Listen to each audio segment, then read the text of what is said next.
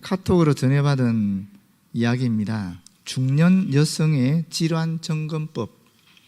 아시는 분 아시죠? 남편이 갑자기 멋있어 보인다. 백내장. 남편에게 말할 때 애교 섞인 목소리가 나온다. 갑상선 질환. 남편과 달달한 커피를 마시고 싶다. 이건 아시겠죠? 당뇨병. 남편을 보면 가슴이 떨린다. 부정맥. 걷다가 남편 쪽으로 기운다. 관절염. 여러분 어떠세요? 제가 재치에게 물었습니다. 부인은 이거 아무래도 정기금리 다시 받아야 되겠다. 5가지 다 자기한테 적용되는 거잖아. 그랬더니만 재치가 뭐랬을 것 같아요? 그렇다라고 얘기했습니다. 믿거나 말거나. 여기 보시게 되면 남편이 갑자기 멋있어 보인다? 근데 갑자기 백내장이 뭡니까? 완전 깨는 거죠. 우리가 알고 있는 선입견과 전혀 다른 얘기를 하고 있지 않습니까? 그런데 이 전혀 다른 이야기가 새로운 거예요.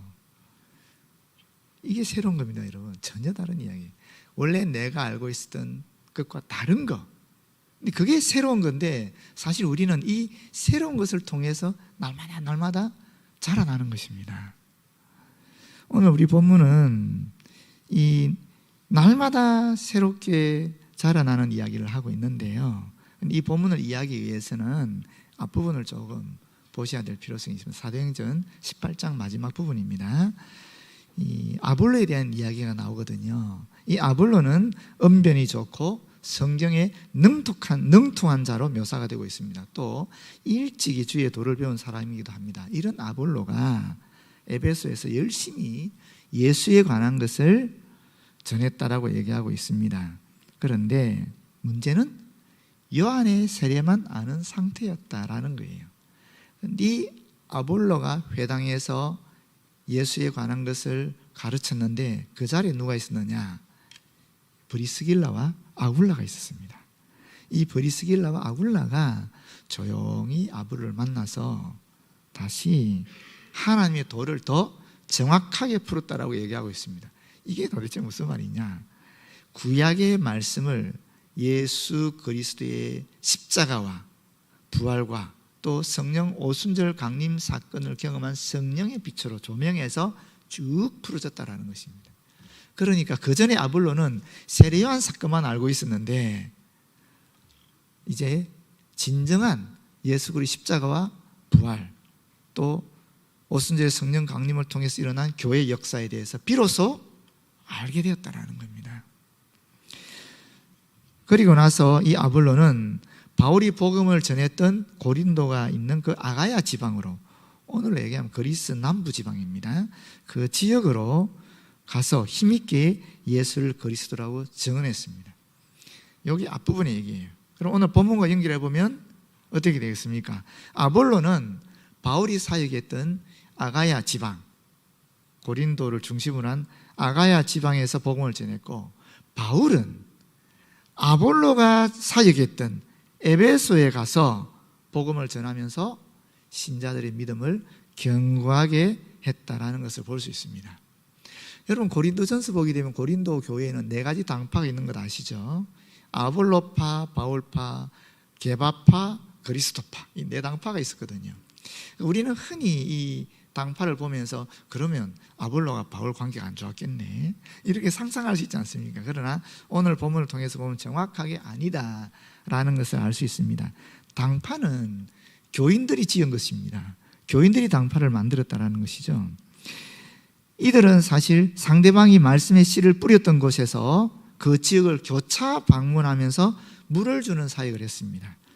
그리고 하나님이 그 말씀의 씨가 자라게 하셨다라는 것입니다.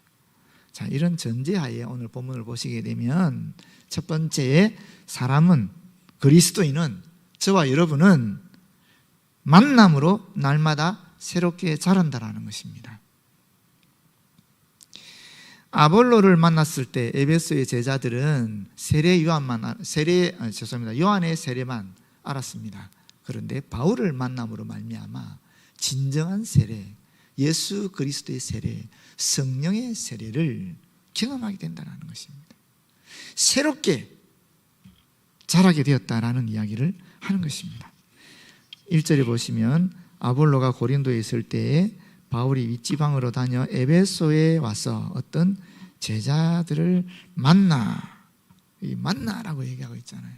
바울이 에베소에서 어떤 제자들을 만났다라는 것입니다. 에베소는 어떤 곳이냐면, 에베소는 바울의 3차 선교 여행의 사실 최종 목적지였습니다.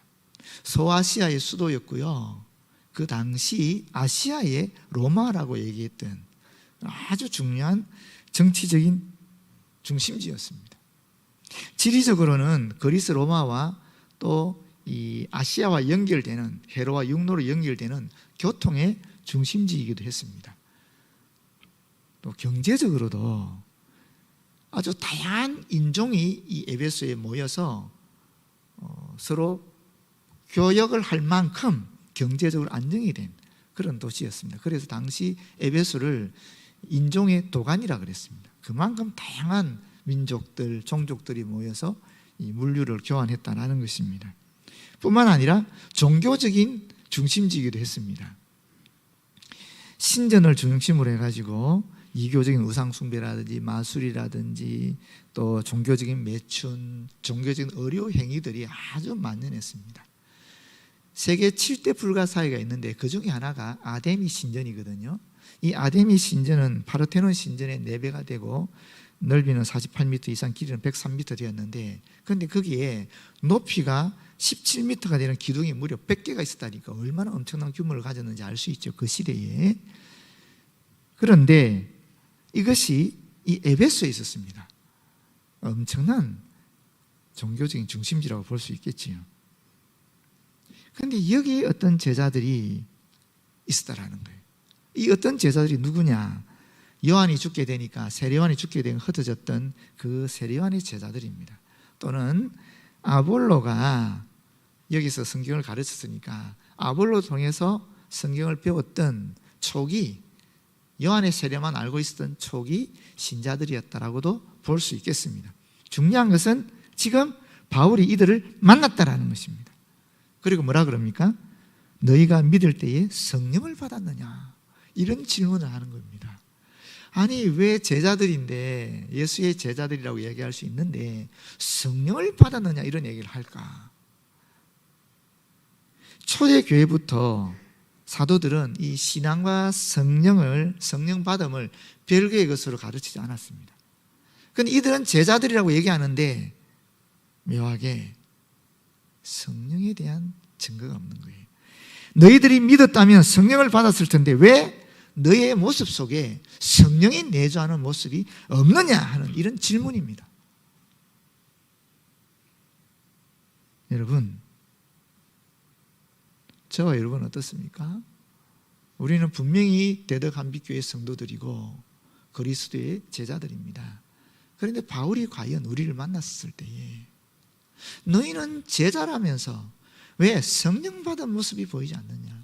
왜 성령께서 너희 안에 내주한다는 그 모습이 드러나지 않느냐? 라고 혹시 물으신다면 어떨까? 라는 것이죠. 마태복음 3장 11절에 보게 되면 세례 요한은 분명히 예수님과 성령 세례에 대해서 언급했습니다. 나는 너희로 회개하기 위하여 물로 세례를 베풀거니와 내 뒤에 오시는 이는 나보다 능력이 많으시니 나는 그의 신을 들기도 감당하지 못하겠노라. 그는 성령과 불로 너희에게 세례를 베푸실 것이다. 세례 요한은 분명히 예수 그리스도에 대해서 이 얘기를 했단 말이에요. 그런데 지금 세례 요한으로부터 병을 받은 사람이었든지 또는 아볼로로부터 세례 요한에 대해서 배웠던 사람이든지 간에 중요한 것은 지금 성령 세례는 받지 않았다라는 것이죠. 아마도 이들에게 요한의 세례를 베푼 사람도 세례에 대해서, 복음에 대해서 불분명하게 알고 있었기 때문에 이런 일이 발생했을 수 있습니다. 그래서 우리는 여기서 다시 한번 확인해야 되는 것입니다. 온전한 복음이 있구나 하는 것입니다. 요한이 죽은 후에 예수께서 십자가에 못 박혀 돌아가셨고 부활하셨고 승천하신 과정을 통과했습니다. 그리고 나서 오순절에 성령 강림까지 있었습니다. 그런데 이에 관해서 전혀 이 에베소의 제자들은 알지 못했다라는 것입니다. 에베소의 제자들은 아직까지도 온전한 복음을 알지 못했다라는 것입니다. 그저 아볼로처럼 세례 요한의 세례까지만 알고 있었다라는 것입니다. 그들의 신앙은 온전한 복음에 관한 것이 아니었다라는 것입니다. 그때 바울이 뭐라 그럽니까? 3절에 그러면 너희가 무슨 세례를 받았느냐? 그들이 대답합니다. 요한의 세례니라. 요한의 세례니라. 그렇다면 요한의 세례와 이 예수님의 세례, 성령 세례는 뭐가 다른가? 이렇게 볼 수 있지 않겠습니까? 여러분, 요한의 세례는 뭐냐면 예수 그리스도를 받아들이기 위해서 이 바탕을 마련하는 세례입니다. 예수 그리스도를 기대하게 하는 그런 세례라는 것입니다. 반면에 예수님의 세례는 앞에서 말씀드린 그런 세례를 얘기하는 것이죠. 여러분, 세례는 지난 우리가 새벽기도 시간에도 함께 말씀을 나누긴 했지만은 사실 세례 그 자체의 의미는 두 가지가 있거든요. 하나는 담그잖아요. 물에 담근다는 의미는 이게 그리스도와 연합한다는 의미고요. 또 우리가 물로 씻는다는 의미가 있잖아요. 이건 죄의 사함에 대한 의미가 있거든요. 우리가 죄의 사함을 받음으로 말미암아 예수 그리스도와 연합한다라는 의미를 가진 것이 세례입니다. 그럼 우리가 세례를 받음으로 해서 세례 의식에 참여함으로 해서 우리는 어떻게 되는가? 사실은 거기에 또 세 가지 의미가 있습니다. 우리가 받는 세례는 첫 번째는 뭡니까? 그리스도와 연합했다 그랬잖아요. 그리스도와 연합했기 때문에 우리가 예수 그리스도의 십자가의 죽음과 나의 죽음을 같이 경험하는 것입니다. 갈라디아서 2장 20절에 그걸 분명히 말하고 있습니다. 내가 그리스도와 함께 십자가에 못 박혀 죽었나니. 예수님만 2000년 전에 죽은 게 아니라는 것입니다.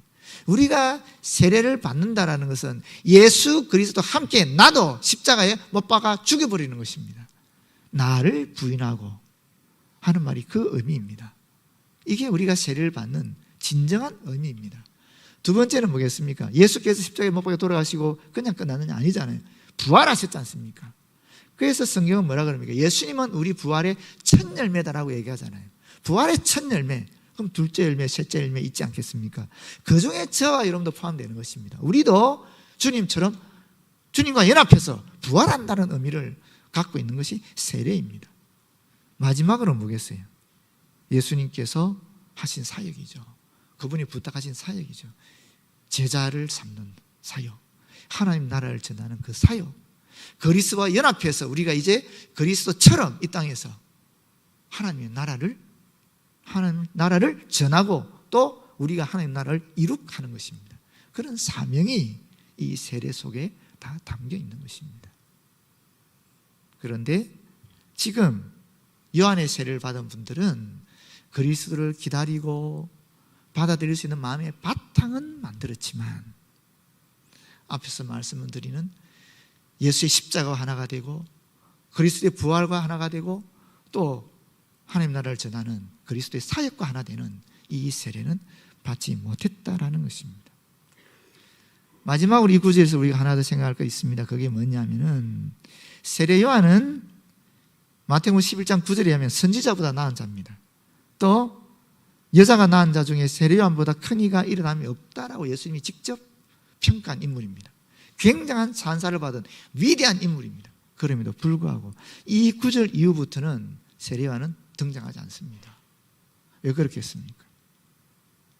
이제 세례 요한은 그가 기다렸던 예수 그리스도 구속 사역을 준비하는 것은 끝났고 이제 그리스도를 통해서 구속 사역이 완성되어 나가는 것 중에 더 이상 그가 할 일이 없었다라는 것이죠. 그러면서 그는 이제 더 이상 성경에 등장하지 않는 것입니다. 유달령 선생이라는 분이 있습니다. 유달령 선생이라는 분이 서울대 명예교수로 은퇴하신 분인데 이분이 중학교 1학년 때 김교신 선생을 만났어요. 김교신 선생을 만나면서 그의 삶이 완전히 변화됩니다. 그리스도를 배격했던 데서 김교신 선생으로부터 그리스도를 받아들이게 되고 또 그의 인격, 그의 삶, 그의 지식이 완전히 새롭게 변화되고요. 또 민족에 대한 사랑도 이 김교신 선생을 통해서 받아들이게 됩니다. 특별히 이분이 했던 일 중에 하나는 김교신 선생이 여러분 시문의 상록수라는 소설 알죠? 그 소설의 주인공이 최용신이라는 분이거든요. 그런데 그 시문의 상록수 속에는 이게 대중소설이다 보니까 그 최용신 양이 가지고 있었던 핵심이 빠졌다고 보는 거예요. 그 핵심이 뭐냐? 그리스도 신앙입니다. 그래서 김교신 선생이 이 유달령 선생한테 부탁합니다. 최용신 양의 전기를 쓰라. 그래서 이분이 최용신의 전기를 씁니다. 그래서 진짜 그가 왜 생골이라는 동네에 가서 그 가난과 또 그 무지한 백성들과 같이 부대껴 있으면서 아이들에게 가르치고 어른들에게도 신앙을 가르치고 그렇게 변화식을 했는지, 그 근원이 어디 있는지, 그 근원은 바로 예수 그리스도에 대한 믿음 때문에 있었다라는 것을 정확하게 밝힙니다. 하여튼 이분이 김교신 선생을 통해서 자신의 신앙과 자신의 인격과 자신의 민족에 대한 사랑, 그의 삶이 다 변화되었기 때문에 좌우명을 삼은 말씀이 있습니다. 그게 뭐냐면 사람은 만남으로 자란다라는 것입니다. 여러분 정말 그렇습니다. 우리도 그렇습니다. 저도 부모를 통해서 신앙을 이어받았고요. 또 저에게 여러 선생님들이 계십니다. 저에게 이 교회사의 지식을 가르쳐주신 민겸의 선생님, 목회를 가르쳐주신 이성희 목사님, 또 저에게 영적인 그런 안내를 해주신 김우호 목사님, 여러분들이 계십니다.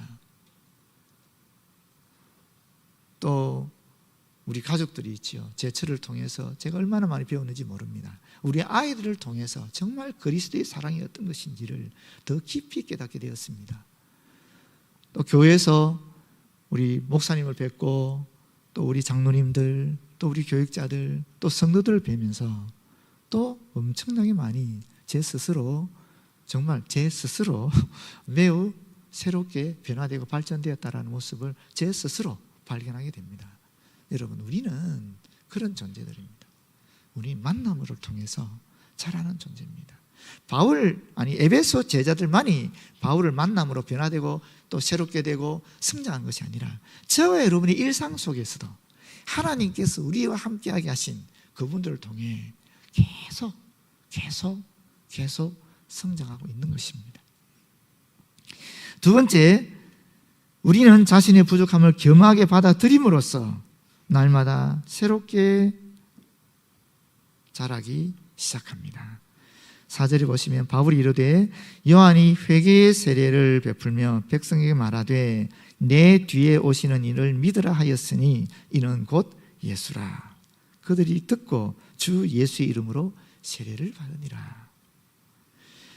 회개라는 것은 메타노이아, 다시 말하면 자기가 품었던 어떤 생각이나 의도나 또는 자기가 저질렀던 행동을 뉘우치게 될 때, 진정으로 뉘우치게 될 때 나타나는 이 마음의 변화를 얘기하는 것입니다. 요한의 세례는 이 마음의 변화를 일으키는 세례였습니다. 마음의 변화를 일으키는 말미암아 이 예수 그리스도를 영접할 수 있는 바탕을 마련하게 한 것입니다. 그런데 요한이 그렇게 이야기했던, 나를 믿지 말고, 나는 메시아가 아니니까 나를 믿지 말고 메시아이신 내 뒤에 오시는 그분을 믿으라 한 그분이 누구냐? 바로 예수님이다라는 것입니다. 이분이야말로 틀림없는 예수다라는 것입니다.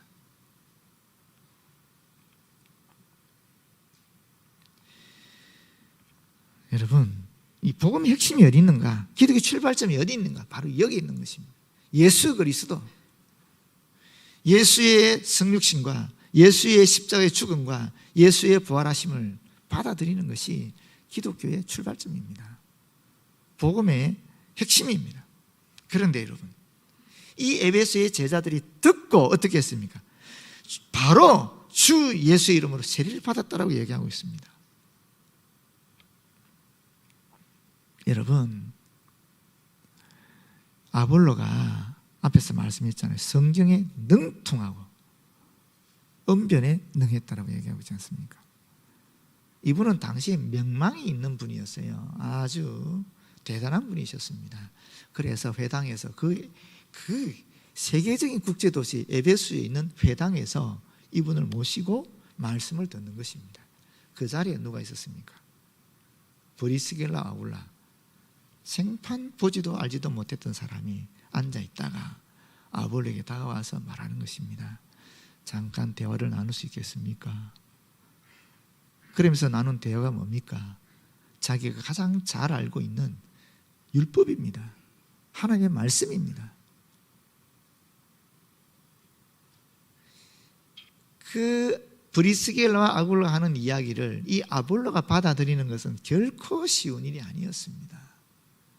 그럼에도 불구하고 아볼로는 그들의 말을 받아들였습니다.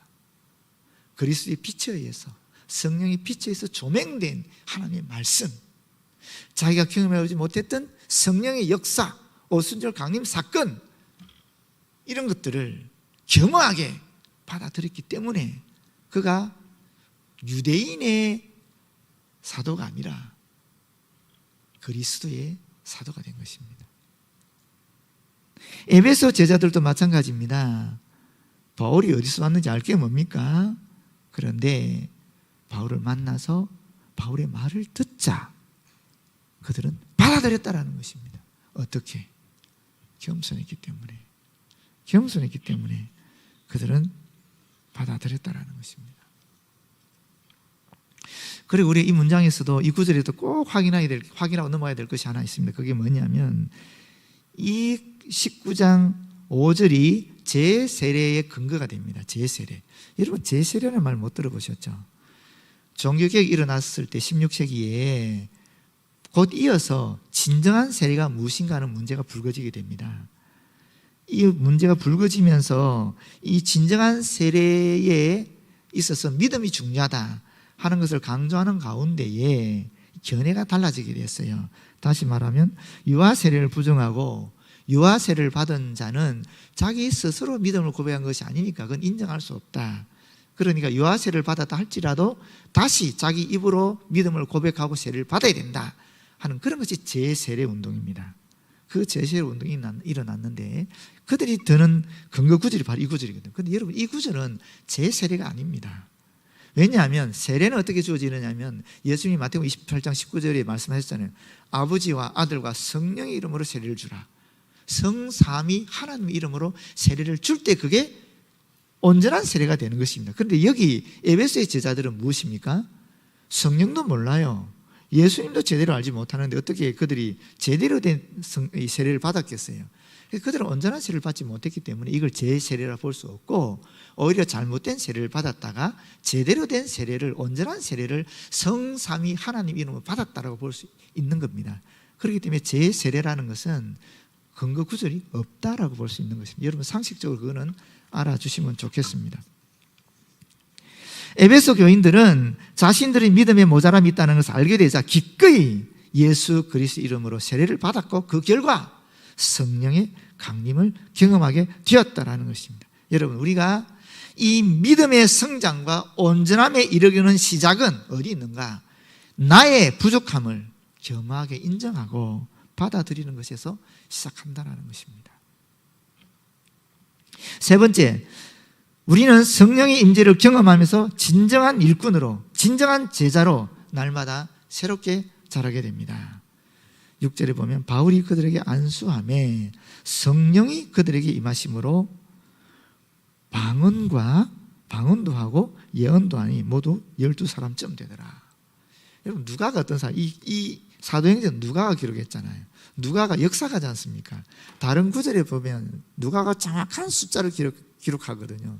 심지어 배 타고 가다가 파선했을 때도 그 배에 탄 사람이 몇 명인지 정확하게 얘기합니다. 그런데 여기서는 12사람쯤 되다. 왜 이렇게 기록을 했을까?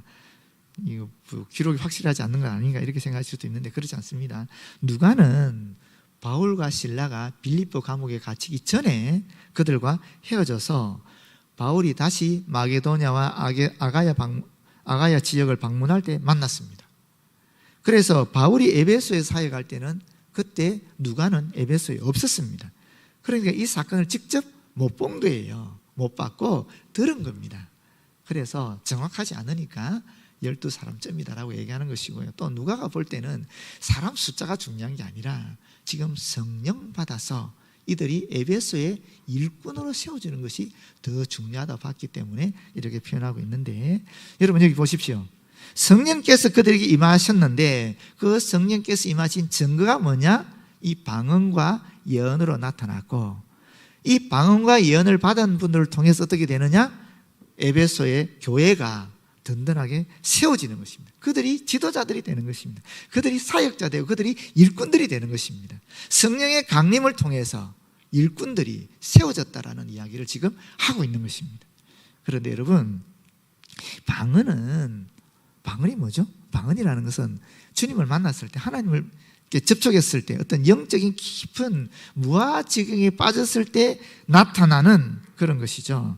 그런데 이 방언은 바울에 의하면 두 가지 방언이 있습니다. 고린도전서 13장 1절에 보면 천사의 말을 하는 방언, 또 사람이 하는 방언, 이 천사의 말과 사람의 방언, 이 둘로 나눠져 있습니다. 천사의 말은 뭐냐면 우리가 이성적으로 이해할 수 없는 말을 하는 거예요. 왜 이 천사의 말을 우리에게 허락하느냐? 개인의 신앙 회복을 위해서, 개인의 신앙 확신을 위해서, 개인의 신앙 자각을 위해서 하나님 주시는 것이 바로 이 천사의 말인 방언입니다. 이 천사의 말을 하는 방언을 받았을 때는 내 개인이 신앙의 확신을 가지게 되죠. 그런데 이것을 개인적으로 가지지 않고 이것을 표현하게 되면 전혀 다를 수 있어요. 표현했을 때 교회에 유익이 되면 천사의 말이에요. 교회에 유익이 안 되면 사탄의 말이죠. 내가 잘못 받은 거예요. 간단합니다, 여러분. 그래서 이게 교회에 유익이 되는 방언인지 아닌지 확인하기 위해서는 반드시 뭘 해야 되느냐? 통역의 은사를 받아야 되는 거예요. 반드시 그 방언을 통역해야 되는 거예요. 통역 은사를 받은 분의 증언에 의하면은 개인의 신앙 확신을 위해서 천사의 말을 한다라고 본인은 하고 있는데 그 방언의 내용을 통역해 보니까 계속 욕이 나오더라는 거예요. 자기는 모르죠. 자기 이해하지 못하는 방언이니까. 근데 천사의 말이 아니라 지금 사탄의 말을 하고 있는 거예요. 계속 욕하고 있더라는 거예요. 그래도 본인은 무슨 말인지 모르니까 확신을 가질 거예요. 그 확신을 가지고 나와서 교회에서 말하면 어떻게 되겠습니까? 그 교회는 깨지게 되어 있는 것입니다. 두 번째, 이 사람의 방언이 있습니다. 이 사람의 방언은 어떤 방언이냐면은 베드로가 오순절 성령 강림 사건 끝나고 난 다음에 나와서 주의 복음을 전하잖아요. 그때 베드로는 자기 말하는 거예요. 자기 사투리도 쓰고 했을 거예요. 아마도 아람 말을 했다라는 거예요. 그런데 그 온 사람은 어떤 사람이에요? 디아스포라 유들이 다 왔거든요. 각지에서 온 사람. 그런데 각지에 온 사람이 다 자기 말로 듣는 거예요. 그거를. 베드로는 아람 말 하는데, 지 말 하는데 다 자기들 말로 듣는 거예요. 외국어로 듣는 거예요. 다. 그것을 사람의 방언이라는 것입니다. 지금 에베소 이 제자들에게 왜 사람의 방언이 임했는가? 간단합니다. 앞에서 말씀드렸잖아요. 에베소가 어떤 도시라고 그랬어요? 인종의 도가니라고 그랬잖아요. 엄청나게 많은 종족들이 다양한 언어를 쓰는 사람들이 몰려들었잖아요. 그러니까 에베소에서 지도자로 일꾼으로 교회를 섬기려고 하면 다양한 외국어를 할 수 있어야 되는 거예요. 언제 배웁니까? 그래서 하나님께서 성령의 은사로 그런 방언을 줘버린 거예요. 그래서 교회를 든든히 세울 수 있도록 주의 복음을 더욱 빨리 확산시킬 수 있도록 하신 것입니다.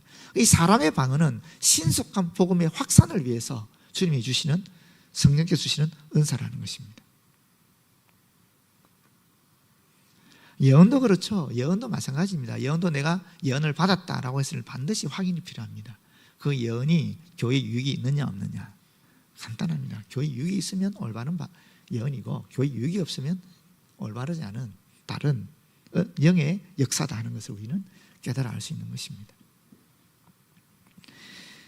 성령에 대해서 알면 알수록 우리는 그분을 우리 뜻대로 잡을 수 없다는 사실을 인정하게 됩니다. 그분은 늘 당신의 뜻대로 행하시고 그래서 당신이 원하시는 곳에 임하고 나십니다.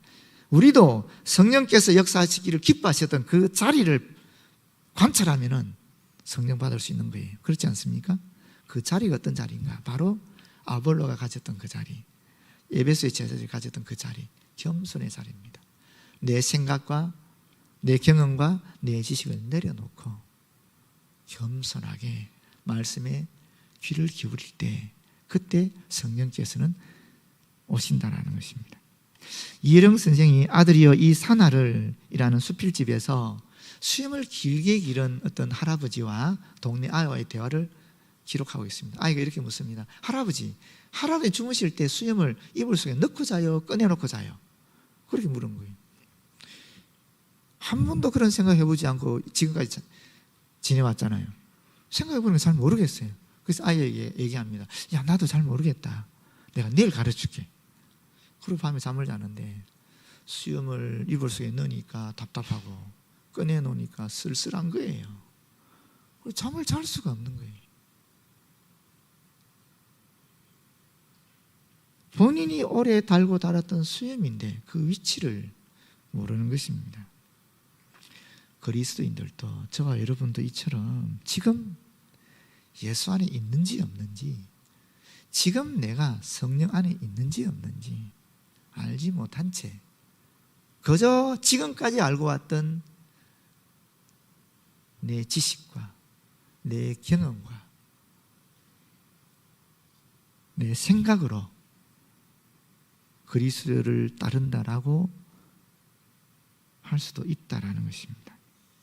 모쪼록 저와 이러면 또렷하게 우리 주님 예수 그리스도를 정확하게 보고 날마다 겸허하게 성령의 은사를 사모하면서 충만함을 받아서 주님이 우리에게 주신 그 사명을 잘 감당해 나갔으면 좋겠습니다. 기도하겠습니다. 아버지, 주께서 오늘 또 말씀을 주시니 감사합니다. 이 말씀 성령께서 역사하시는 그대로 내 심령에 진동하는 그대로 받도록 도와주시고, 우리 또한 에베소의 제자들처럼 겸허하게 성령 충만함을 받아 주님의 사역에 내 생각이나 내 지식이나 내 경험으로 하는 것이 아니라 주님의 영으로 감당할 수 있도록 도와주시옵소서. 예수님 이름으로 기도드립니다. 아멘.